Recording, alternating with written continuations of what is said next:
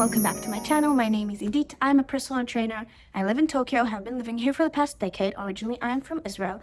I used to be fat, now I am not. What I am, though, right now is about 20 weeks pregnant.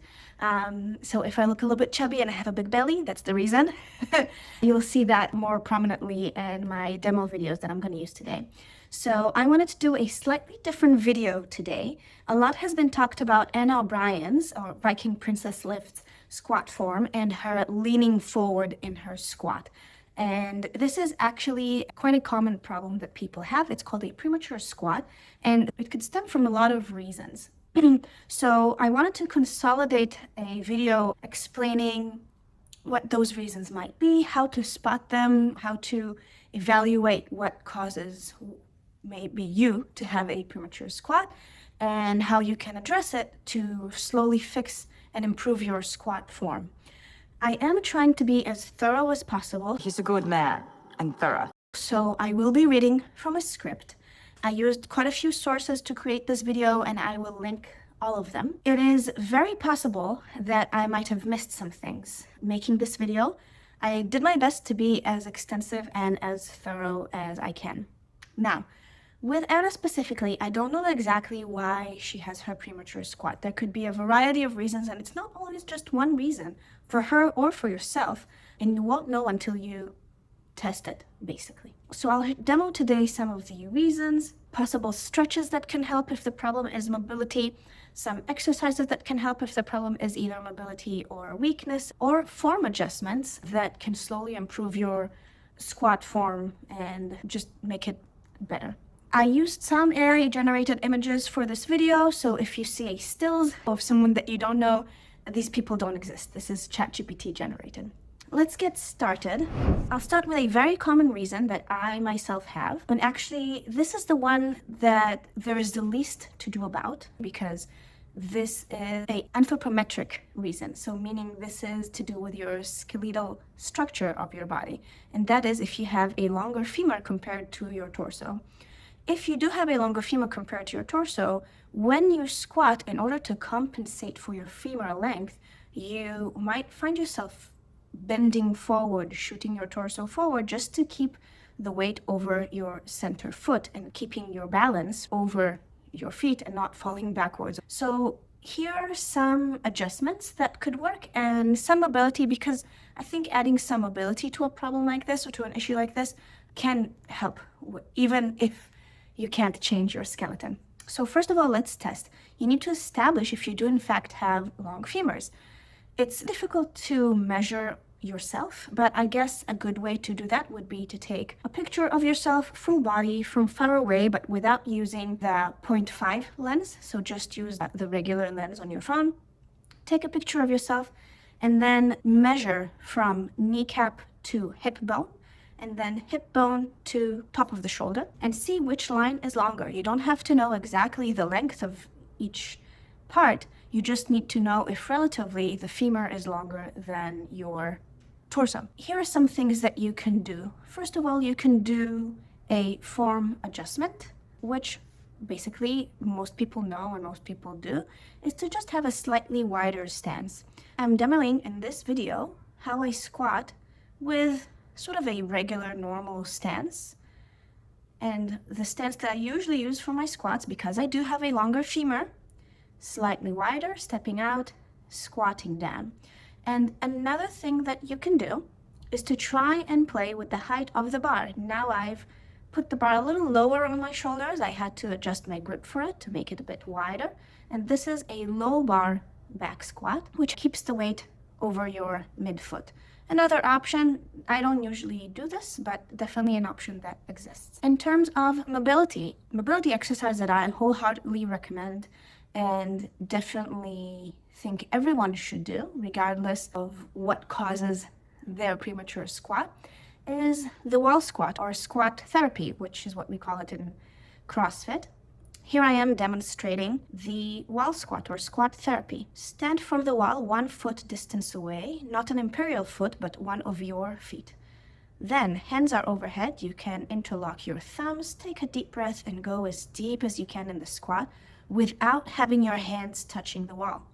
If you find this to be very doable and fairly easy, Then you can come closer to the wall and keep squatting, making sure that you squat deep. Hip crease below the knee, and just keep going. You can come closer and closer to the wall. This will force you to extend your torso, and there's no way to cheat this. You're basically going down, coming back up with a fully extended torso, which helps to both improve mobility in that position and strength in that position. Now, you have to remember, because in this case, the issue, or the problem, it's not a problem, but the issue is structural, and you can't change the basic structure of your body, some forward lean in your squat is definitely acceptable, but as long as you can still get full range of motion and that your hip crease gets at or preferably below your knees. The next issue that you might encounter that might cause a premature squat or a forward lean squat is actually a mobility issue, which would be a limited ankle dorsiflexion. Basically, it's harder for you to flex the ankle. The limited dorsiflexion will make the heels want to sort of lift off the ground. It will shift your balance more towards your forefoot or towards your toes, and will prevent the knees from traveling forward as you're going down into your squat. So then that forces you to tip your torso forward just to stay balanced. How can you test if you have the limited dorsiflexion mobility? Here I am demonstrating a dorsiflexion test. Now, don't forget to test this on both sides, because you might have some discrepancy between your left and your right. You can see in this video that on my left leg, I have more limited range of motion. Take about 1 palm distance away from a wall or some sort of a straight surface, and try to squat down without lifting your heel at all from the ground, and see if you can still touch your knee, that straight surface, or to the wall. Here I am demonstrating it also with my right. Squatting down, I have some lift in the heel, so I'm not doing it that well, but I have to try and keep the heel down and really try to touch the knee to that straight surface. If you cannot do that, that means that might be your issue and your dorsiflexion is not sufficient. So what can you do about it? You can do stretching. One stretch that I like is the down dog march. Here I am demonstrating it. I get into my down dog and slowly march my heels down. That would stretch that rear part of the ankle, so the soleus muscle and the Achilles tendon. This dynamic stretch will first of all warm up the area before you squat, and then slowly build up some more mobility. This is in terms of stretching, but in terms of what sort of exercises can you do to improve your range of motion with your ankle, is you can do the knees over toes lunge, and I'm demonstrating that exercise here. You can start doing it unweighted and then slowly add weight, maybe 1 dumbbell, maybe a couple of dumbbells that you can hold at the sides of your body, and eventually maybe even build up to doing this deep lunge with a barbell. This is me demonstrating it without any weight because I didn't want to distract from the form. Get into a very long stride lunge, going down, and while keeping the heel down, trying to push the knee over and beyond the toes with a full closure of the knee joint. As you can tell, I'm not the best at doing this, but basically pushing that knee over the toes, trying to keep the heel down, down, down with full knee closure. Now, if you need more help regarding ankle mobility and ankle dorsiflexion, I really recommend this video by Connor Harris. I'm going to try and link it on the screen, but if not, then I would put the timestamp and add the link in the description. I will also add timestamps to this video, of course. Now, a lot of people try to sort of go around the problem of limited dorsiflexion in the ankle by using small plates or wedges under the heels. Now, generally, I do not recommend using wedges or plates under the heels if your mobility issue can be fixed and resolved. We want to improve the ankle mobility as much as possible and not just work around it. However, as a start and also to establish an overall successful squat, maybe using the ankle elevation sparingly can help teach your body how a deep squat feels like and really work on the overall muscles of the squat. And then after you've done more mobility and more specific exercises such as the knees over toes lunge, etc., try to squat without the wedges or the plates under the heels, and maybe Only once in a while, retest them, but don't use it as a crutch. Again, if the problem can be fixed. If it's a problem such as scar tissue that you cannot get rid of, or there's some sort of past surgery or past injury that causes this lack of mobility or limited mobility, then of course, just do what you need to do in order to be able to squat and have a full depth squat. The third issue that you might encounter is another mobility issue, and that would be a tight hip flexor.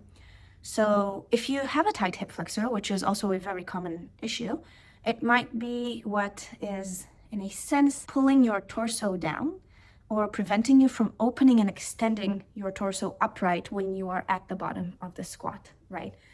So how do you know if this is the issue? How do you test it? You can quite simply test the tightness of your hip flexor by performing the Thomas test. If you want to see an extensive way of how to test your hip flexor, I recommend this video by the Movement Clinic PT. Okay, I will of course link it on the screen or in the description below, or both. Take a video of yourself performing the Thomas test, and then you can evaluate if this is actually an issue or not. So what can you do? Of course, because it's a mobility issue, first of all, stretching the hip flexors, like the videos that I'm going to show you right now. I'm getting into a plunge, pushing my hips forward to stretch my hip flexor. Here's my big belly. And reaching my arms up, even looking slightly up, trying to open the torso.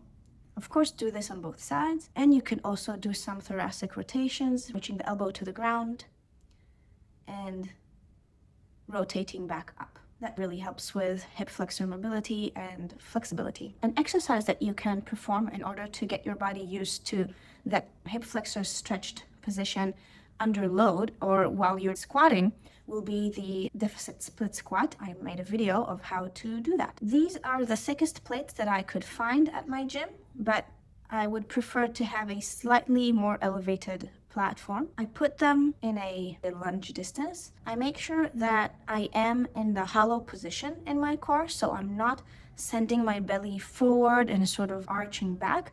I'm really bearing down on my ribs, keeping my belly button tucked and my tailbone tucked as well. Going down nice and slow and coming back up. And the reason that we want to do this exercise elevated is because if we do a lunge just on the floor, we will only get a 90-degree angle at the knee and the hip.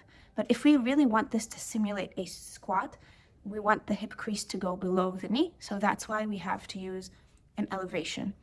Especially trying to keep your tailbone tucked will stretch your hip flexor and work it in a very effective way to prevent the forward lean when you squat. Okay, reason number 4 that might cause your premature squat or your lean forward would have to do with muscle weakness.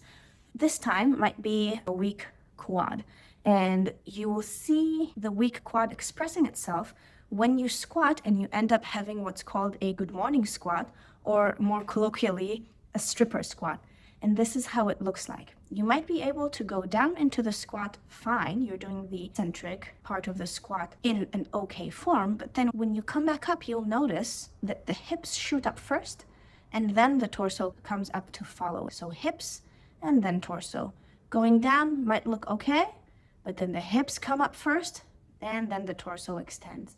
So that might indicate a relatively weaker quad. An exercise that can help strengthen your quads, other than just doing quad extensions on a machine, we do want to get used to having a stronger quad in a squat, right? So the exercise that I would recommend is a tempo cyclist squat, either with a goblet or in the front rack position. If you don't know how to do a front rack position with a barbell, that's okay. Just hold a dumbbell in a goblet position. And when I say tempo, I mean taking a few seconds to go down, so maybe 3 to 5 seconds to descend, hold for at least 1 second at the bottom, and come back up quick. This is how it looks like. Here I am doing this with a front rack barbell. I do elevate my heels for this one. There are specific wedges that you can stand on that will give you even more heel elevation, but this is the best I could do. So I just took a couple of plates and elevated my heels on them. And then I descend. Take a breath. 3, 2, 1. Hold. Up. And 3, 2, 1. Hold, up. I was rushing a little bit, but that's the idea. This will build very strong quads and help with not having a good morning squat or a stripper squat, okay? Another exercise that I love doing because it's also very healthy for my knees is a Spanish squat. The Spanish squats mainly strengthen the muscle called the VMO, which is the teardrop-shaped part of the quadricep muscle.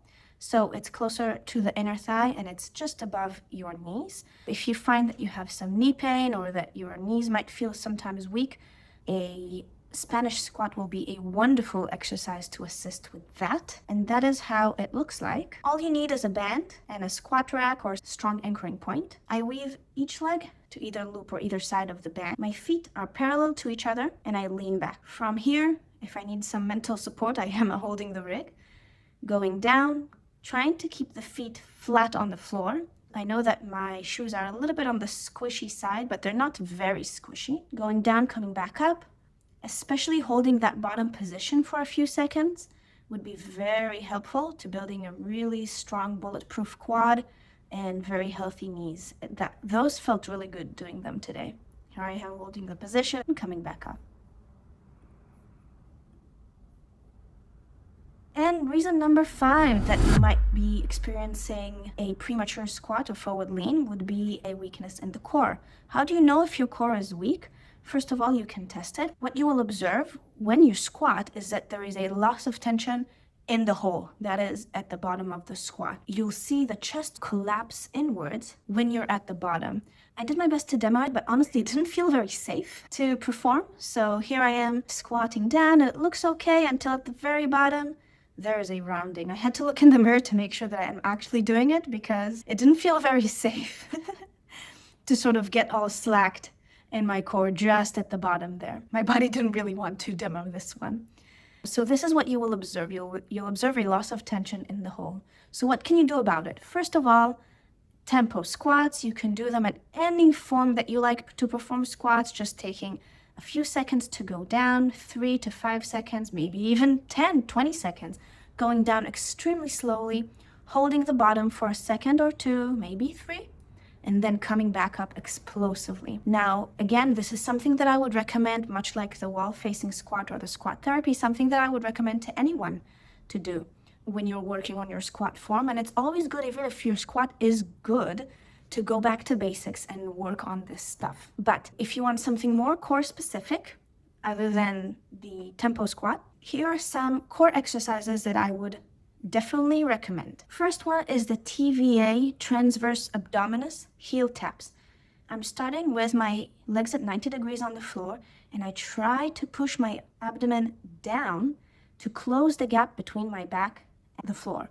So I'm tucking in my belly button quite hard, gluing my spine into the ground, and then very slowly tapping one heel and then tapping the other, making sure between reps that I don't lose that position in my abdominals and my back, and that my spine stays glued to the floor, not having that natural curve that you normally have. Another good exercise will be a hollow rock, starting at easy mode. It's not really that easy.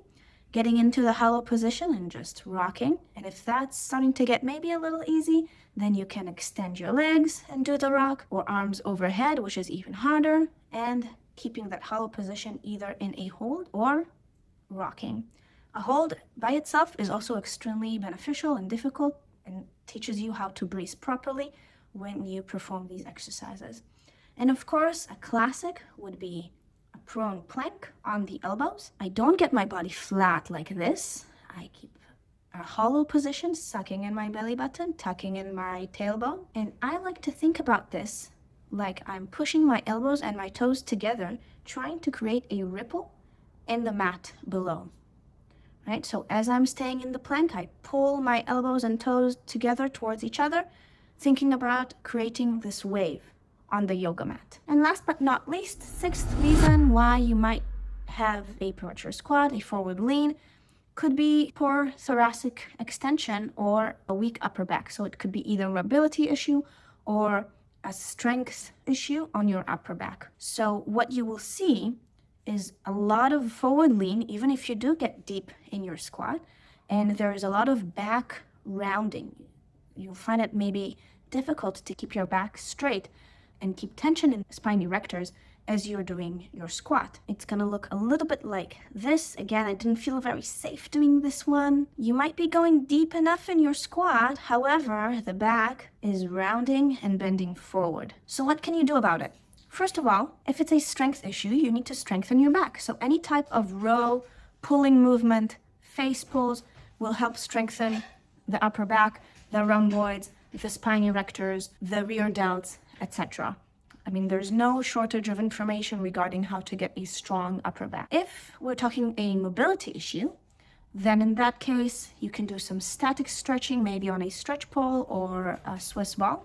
But what I would recommend mostly is to do a cat-cow, and more specifically, a cat-cow that is more targeted towards your thoracic spine, upper back. And I will use this Boulder Sports Clinic video that I will link below and if I can on screen. And I would like you to see the way that she does this specific cat-cow. She's not in the quadruped position. She's actually sitting in more of a seiza. She's sitting back on her heels. Her hands are closer to her knees, and she's doing the cow and cat, extending and flexing the spine, focused more on the upper back. And again, of course, keep doing the wall-facing squat therapy, call it however you want. That exercise is fantastic, and I would recommend it again for anybody. Doesn't matter how amazing you think your squat is, even just to warm up for a good squat session. Tempo work is always beneficial, not just to improve form, but also to improve strength and endurance in your squat. And if you don't feel like loading the bar with a bunch of weight that day, you can just use 50-60% of what you would normally squat and just go slow, go tempo, and believe me, you'll have an amazing workout that day. Okay? Now, what I want you guys to remember is that you can have more than one of those issues.